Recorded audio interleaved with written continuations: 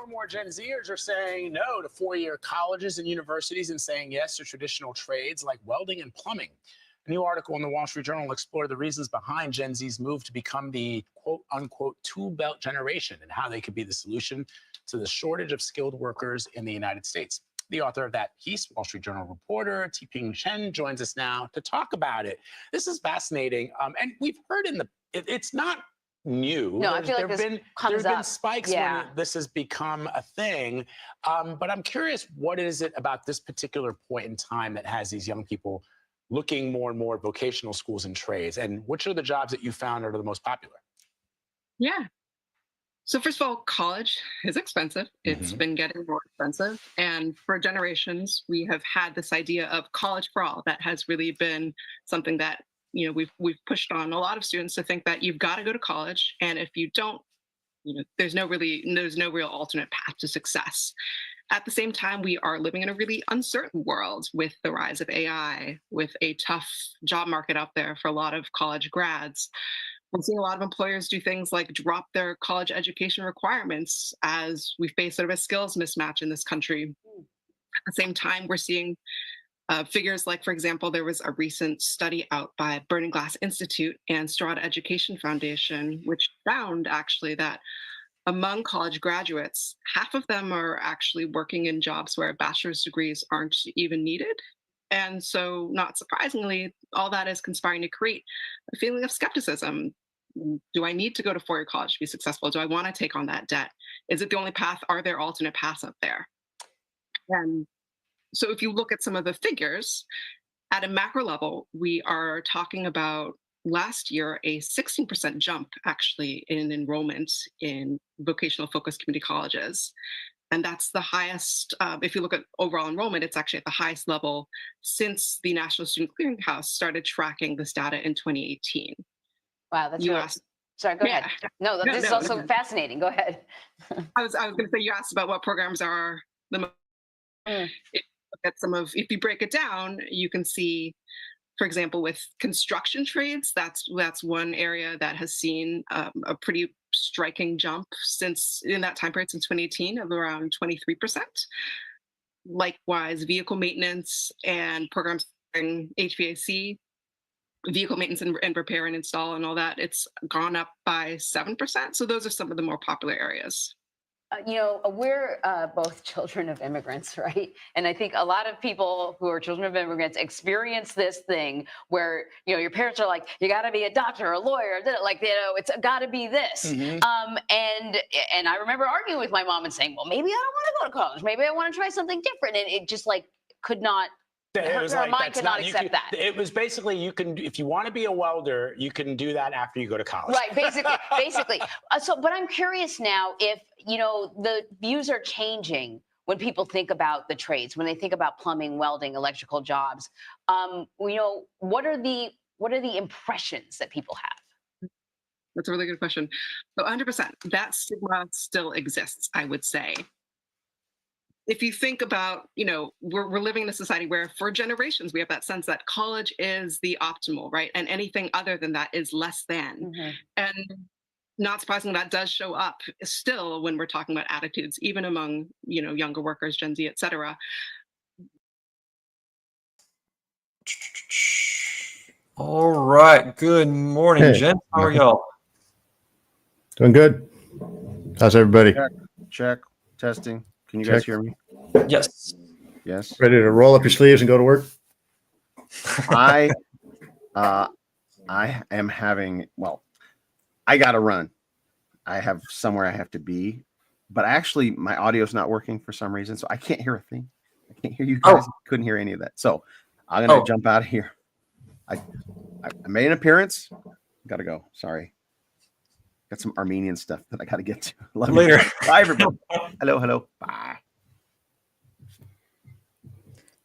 Okay, well, Joel, did you hear the video?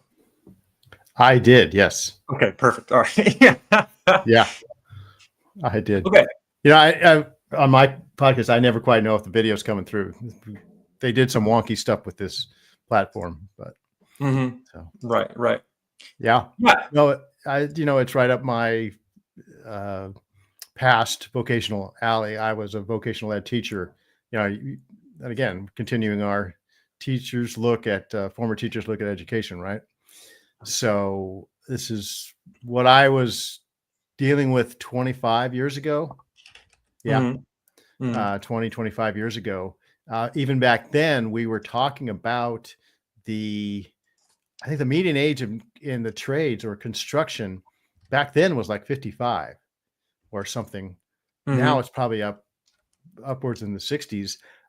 If you do any kind of work on your home remodeling or building or whatever, it's very difficult. It's usually what comes is an older guy, probably a baby boomer, with a couple of young guys that he's trying to train, but it's a struggle. You can tell, and it's hard to get them. It's hard to get good ones. There's just a screaming need for it. And it's been that way for, like I said, for at least 25 years that I know of. And I was a vocational ed in a dead trade. It was printing. Interesting. Yeah, I was running offset printing presses and photography, black and white film and print photography. So I had a dark room and a lab full of offset printing presses. And that's what we did. So do you think that trade died? So there's also, technology makes things obsolete, right? We were making buggy whips for all we knew, right? But that was the concern back then, because I was teaching in an inner city school in San Diego, the lowest demographic school in San Diego, and there were not a lot of kids who were going to go to college. They were trying to force them into college. They were trying to get them into college, but it was fitting a square peg in a round hole. These kids weren't going to college, no matter how much their parents wanted them to, and they needed some kind of skill. And I just told them, hey, for the time being, I can train you on that printing press. You can walk into a printing company and say, hey, if you hire me to sweep your floors, eventually, I'll be able to run that press for you and make you money. And that's something valuable you'll have going out, much more valuable than trying to get you into to San Diego State, or even maybe go to community college while you're doing it and go from there. But I was really swimming upstream, fighting an uphill battle, I guess you call it, back then. Jacqueline just made a great comment. Check it out. Jacqueline, Even lawyers and doctors and engineers have cars needing maintenance and washers and dishes to break down. Skilled workers are always busy. Yep. Great quote, Jacqueline. Yeah, it's back what you were saying, Joel. Do you think the trade industry was geared more towards the troublemakers, those that didn't fit into the ideal student? Yeah, but why were they troublemakers? Because they were you're sitting you're a boy, right? You're sitting in class listening to the teacher, like the teacher's on Charlie Brown, wah, wah, right? Yes, Miss Smith or whatever. They're sitting there and they're looking over their buddy. I'm going to kill you at recess. Nah, if I kill you first, and they're supposed to listen to about, Robert Frost poem or whatever it is, right? And they're dying in there because they're kinetic. They got energy. They want to get out and do something. Put them in. I was that way. Put me in a wood shop when I was in junior high, and I was loving it. I didn't want to leave wood shop and go to history or go to math. Kill me first, right? Yeah, totally. So that's why they're troublemakers, is because again, they're not to beat an analogy to death, but they're the square peg in a round hole. You can't. The girls, a lot of the girls are that way too. But most of the girls are very much into that. That suits them, right? And this is a male female thing, like I said before a couple of weeks ago. This is all basically breaks down in general terms.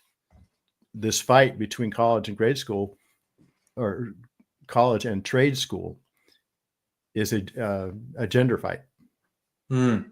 It's two different worlds. Yeah, definitely. And it's funny. It's funny that you say that, because within the past few years, there's been a big push.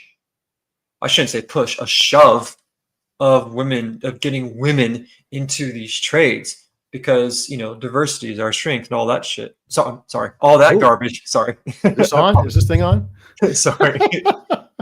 Sorry. That whole thing really little military came out there, didn't it? Yeah. And again, the military is a one big glorified trade school. Well, so this whole topic is very interesting because on one hand, that whole stigma of troublemakers being in the trades, do you think that could have led to the stigma of these parents telling their kids, no, I don't want you to be in the trades. I want you to go to college. Yeah. Because those people aren't the best people. And that stigma, I think it's not as strong anymore, but still exists, especially in affluent communities. If you have your kid comes from a well-off family, and of course a well-off family, they might be alumni of a big school, or they might be contributors, donators to a private school. And of course they want their kid to go to that school. But at the end of the day, what's the ultimate deciding factor? When that kid finishes college, whatever that is, whether it's 4 years or 8 years, however long it takes, when they finally get out, it's like, okay, now what? Whereas a trade school, no matter what the industry is, whether you're trained to be a hairdresser, a plumber, a welder, whatever it is, when you start that trade school, you have a very specific timeline. You have very tangible skills. And most trade schools nowadays already help you get apprenticeships in the industry that you're going into. So when you finish that school, do you have debt? Yeah, most likely. But it's a fraction of the cost compared to college. And when you get out, more than likely, you have a job waiting for you. It's right there. Yeah, I don't know how. I just saw something from Mike Rowe, who is the biggest probably voice out there on this subject, the Dirty Jobs guy from and Deadliest Catch, whatever.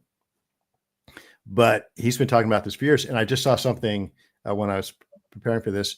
There's a college in the Ozarks, College of the Ozarks, and talked about how it was graduating skilled work tradespeople, and they came out with zero debt and a liberal arts degree, so they had a degree. But they didn't get into why they had zero debt. The only thing I could think is companies pay them to train these people, and because it's so hard to find good skilled workers now, people who can work with their hands, who can do a good job, who can tighten that bolt to the right specification, torque it to the specifications. Other than the military, there's really no place that trains people immersively and then can send them out into the workforce, and the workforce and employers will know this person's been trained properly, or at least trained well.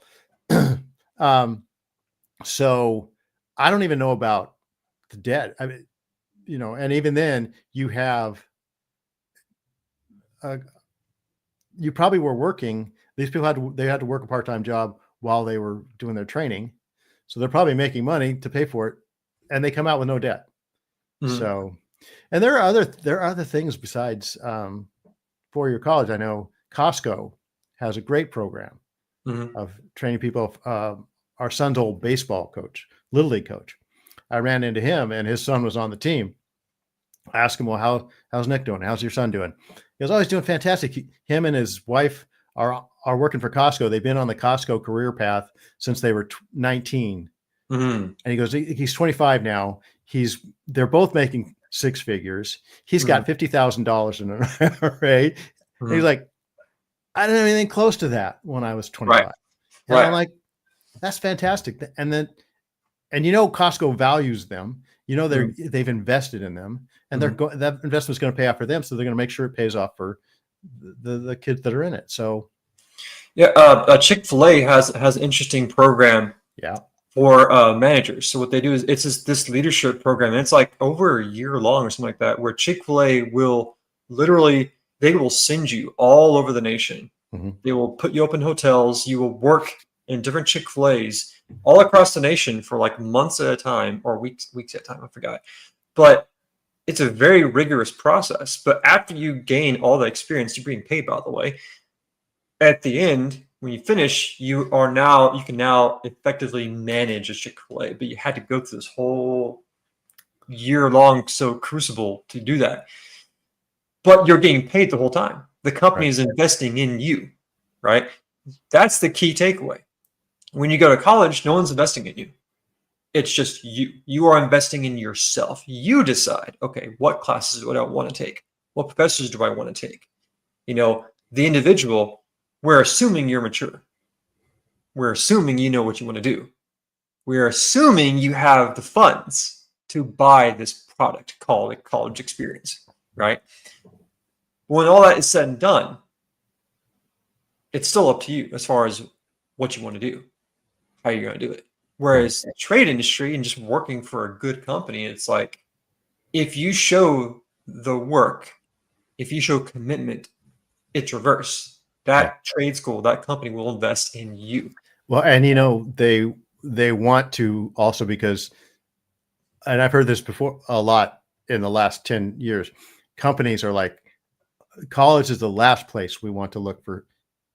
We don't want someone who's been steeped in DEI, steeped in victimhood, in victim culture, and activism, radical activism. We don't want them coming into our company and making trouble, which they will, because that's what they're really being trained to do in a lot of these colleges, is make trouble.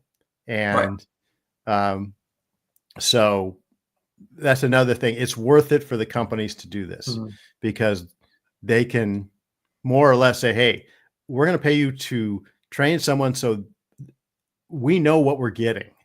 It's like in the military, everybody wonders why, they have this rigorous boot camp and training and real strict discipline, and everybody looks the same, everybody dresses the same, everybody, same haircut, same. It's because, correct me if I'm wrong, you were in the Air Force, but in the Army, it's like you send that unit to take that hill. And if that unit gets wiped out, you need another unit to step up, and you have to know that unit's going to do exactly the same thing. You can follow the orders exactly. It has to be that way. And it's not quite like that in business, but they're going to these companies saying, hey, this is what we need, and we will reward it. It will be valuable to us. We will invest in it. And this is what we want you to give us. This is what, we want you to produce for us in a worker, and someone who can be valuable to us, and that we know is not going to all of a sudden try and turn the company upside down with some stupid political or cultural agenda, right?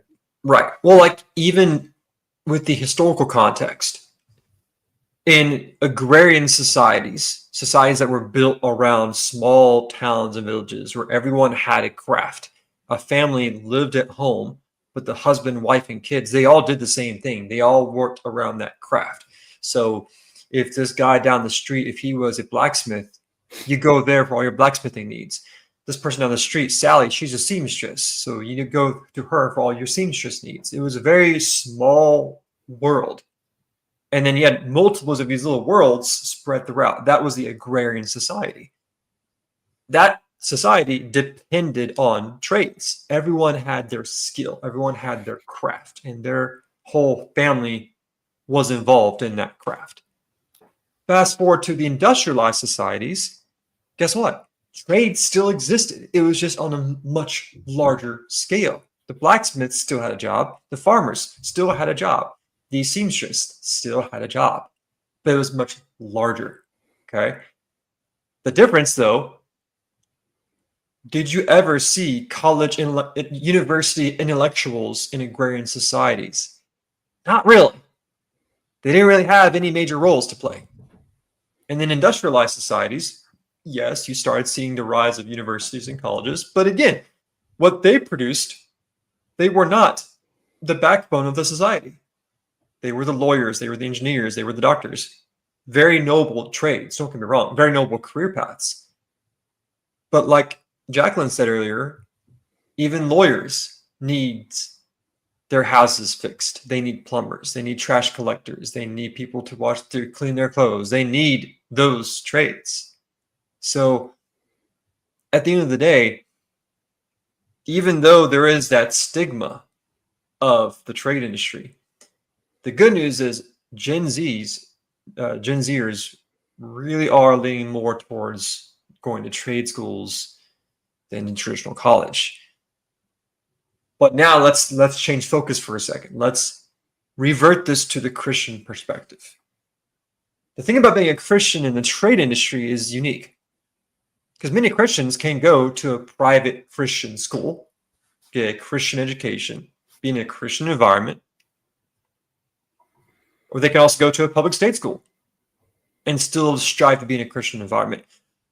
But a believer in the workplace for trade industries, let's be honest, the trade industry is not a Christian-dominated world. Let's be honest. Most of these trades and skills areas are with people from all walks of life. So right off the bat, the moment you finish high school, if you want to go be a welder, guess what, buddy? You're going to be put into a world full of people who are not believers. And that's fine. My question for you, Joel, is what would be better for our next generation? Send them to a world college where they could be in that Christian bubble, or send them out into a trade world where they may not have a Christian bubble, but they still need to walk that path. They still need to be devout Christians. Which one would you prefer? Yeah, I guess you were talking about Christian school versus like a regular, if you're sending them there. We sent our kids to a Christian school, college, or they wanted to go, they chose to go. Yeah. But don't for a minute think that they're not going to run into some bad influences at a Christian college. Fair enough. Yeah, fair enough. I mean, just ask anybody who went to Christian college. There's, our son went to this Christian college, and within 6 months, his roommate was gone because he had a drug habit, and that was the worst place for him to go. Gotcha. So, but I mean, not to say it is different in a Christian school. I mean, I went to San Diego State, the party school on the West Coast, right? And it was like that. And right after the movie Animal House, toga parties everywhere. Oh gosh. Right? I mean, I could do a whole podcast on stories of my first year in college, but yeah. But you go in the trades, and I mean, obviously, construction it's a rough trade. You got some rough guys in there.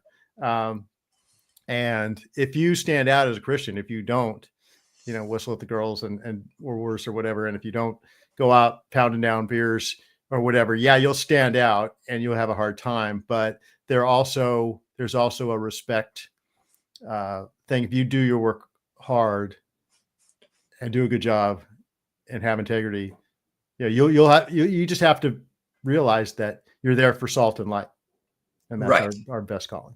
Right. Our biggest calling. So either way, you're going to have challenges to your faith. Right. So I found this wonderful portion in Proverbs, and I personally have always loved Proverbs. It's a great source for anyone, not just in the trade industry, but anyone in a situation in their life when they're going through a grind every single day, whether it's work, whether it's studies, whatever it is. But I can definitely see this being applied in the trade world. Let me pull this up here real quick. Can you see that okay? Yeah. So this is Proverbs 4:10 through 19. We don't need to read all of it if you don't want to, but as a Christian, when you go into like a trade skill world, you are definitely going to be amongst people from all walks of life. And you're definitely going to be working hard, whether it's learning the skill, mastering the skill, whatever it is. There'll be moments when you need that guidance. You need something that's practical that you can apply every day. And this part here, Proverbs 4:10 through 19, is a great little pocket reminder, so to speak, of who you are as a Christian. 13 was my favorite. Proverbs 4:13. Keep hold of instruction. Do not let go. Guard her, for she is your life. I love that. Like, keep hold of instruction. Don't let her go. Like, I love how that's worded. And then the rest of it is, hear my son, accept my words, that the years of your life may be many. Here are some tips. Here are some advice. Here's how to get through each day. What part of this collection, which verse here really sticks with you the most, Joel? Well, it always goes back to, in Proverbs, it always goes back to wisdom, right? So verse 11 says, I have taught you the way of wisdom. I've led you in the path of uprightness. That's when you encourage a young person to, or when a young person takes this path that we're talking about, they're exercising wisdom, right? Mm-hmm. They're not just blindly going to college to party their brains out, right? Or they're not going to college to become some political radical, right? Mm-hmm. This is a way to start them down the path of uprightness, teaching them wisdom. Verse 11, I guess, is what stands out. I have taught you the way of wisdom and led you in the paths of uprightness. This is a path, right? We're sending them on. Yesterday, I was talking about the family and raising kids, and Proverbs said your quiver is full and then your arrows are straight. Pull back. You got to aim that arrow before you let it go, right? And where that goes, it depends on your aim and how you made the arrow, right? If you made a crooked arrow, it's not going to go crooked. But if you did your best to make a straight arrow and then let it go into society, into the world, and if you've brought it up in the wisdom and instruction of the Lord, and you've produced the straightest arrow you can, and you've aimed it the best you can, then you have confidence, even though that once you let it go, it's gone, right? You have no control over it. We're an empty nesters. We've been experiencing this for the last 10 years, right? So, or 8 years, I guess. Mm. But that's kind of what we're talking about. You can teach your kids, okay, you have to go to college. If you don't go to college, you're not going to have opportunities, and this is, again, Michael was talking a couple of weeks ago about him and his wife with their daughter arguing about it because she didn't want to go to college. Right. And like I said, it's this eternal struggle. It's usually between the father and the mother. But you've got to let your kids go, and you've got to show them a path of wisdom, whatever that might be. Right. And I'm sure with some, increasingly the girls are going to college, and increasingly the boys are going into a trade.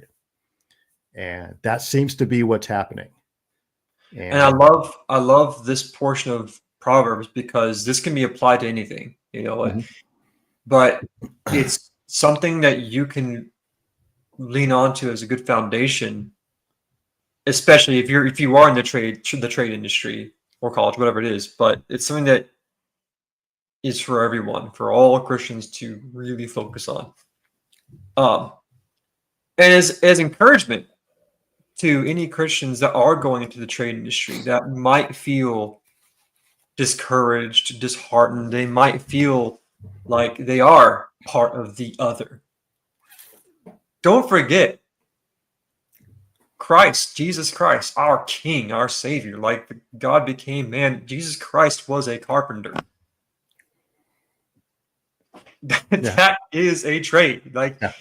He wasn't this upstart, snobby intellectual talking about theories in temples all day. No, right. He was at the temple preaching the truth. But he also was a carpenter.